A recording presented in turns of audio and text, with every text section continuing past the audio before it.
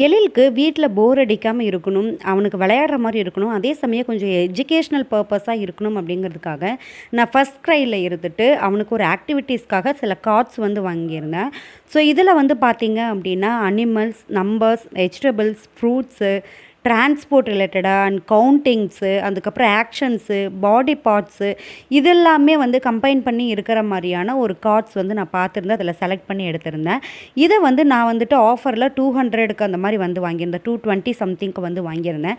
So அந்த parcel தான் இன்னைக்கு வந்து ரிசீவ் ஆயிருந்தது. ஸோ அத ஓப்பன் பண்ணதுமே எழிலுக்கு வந்து ரொம்ப ரொம்ப எக்ஸைட் ஆக ஆரம்பிச்சுட்டான். அவனுக்கு வந்து சர்ப்ரைஸ் குடுக்குறதுங்கிறது ரொம்ப பிடிக்கும். ஏதாவது ஒரு சின்ன ஒரு பொருள் வாங்கிட்டு, ஒரு சாக்லேட் வாங்கிட்டு, "சர்ப்ரைஸ் இது எழிலுக்காக வாங்கினேன்" அப்படின்னு சொன்னா அவன் ரொம்ப ஹாப்பி ஆயிருவான். ஸோ இந்த மாரி குட்டி குட்டியான சர்ப்ரைஸ் வந்து நாங்க அவனுக்கு அடிக்கடி குடுப்போம். நீங்க உங்க பேபிக்கு என்ன மாதிரி குட்டி குட்டி சர்ப்ரைஸ் குடுப்பீங்க அப்படிங்கிறத மறக்காம கமெண்ட்ஸ்ல வந்து சொல்லுங்க.